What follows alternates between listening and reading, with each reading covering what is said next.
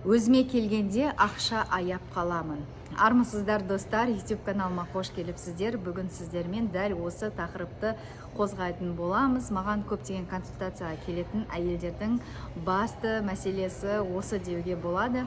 Және осы запрос арқылы көптеген проблемалардың шешімі ашылады.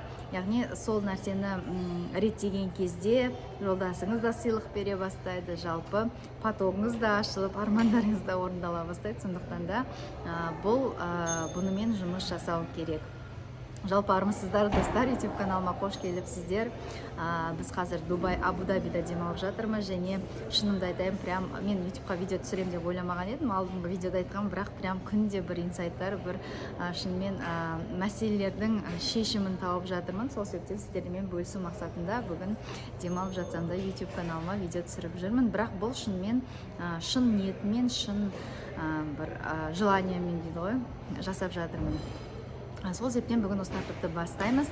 Жалпы неге әйел адам өзіне келген кезде ақша аяп қалады? Өйткені бала кезімізден егер де біз өзімізге бір нәрсе қалаған кезде, немесе алғымыз келген кезде ел құсап жүре бер, не қыласың, немесе ұрсып жіберсе, я сен оны қайтесің, ақша қайда деген сияқты нәрселерді айтқан кезде әйел адам басылып қалады. Сол себептен де ол есейіп отбасы құрған кезде де, жалпы студент уақытында да көбінесе өзіне көп ақша жұмсай бермейді, көбінесе ата-анасына, балаларына, күйеуіне жұмсағысы келеді. Әрине, егер де сіз өзіңізге ақша жарата алмасаңыз, онда сізге ешкім ақша жаратпайды. Әсіресе қыздар айтып жатады, жолдасым мүлде сыйлық бермейді, жалпы ақшам аз, қарызға батып кеттім.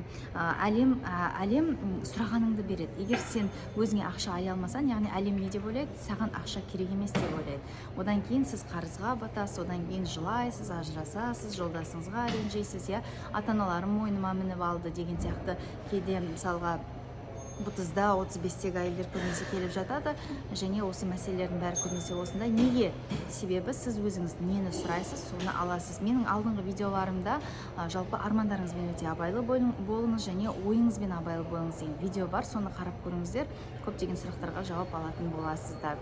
Сол себептен де өзіңізге әр уақытта, мысалы жалақы алдыңыз ба, міндетті түрде 10%-ын депозитке, яғни келешекте маған керек болып қалады, немесе бір мақсат армандарыңызға жинаңыз, және 10%-на міндетті түрде өзіңе бір зат аласыз. 10%-дан басталады, негізі 50%-ға дейін жеткізуге болады. Қалғанын сіз отбасыңызға, балаларыңызға, жақын таныстарыңызға, өзіңіз кімге жалпы таратқыңыз келеді, соған ақшаңызды берсеңіз болады.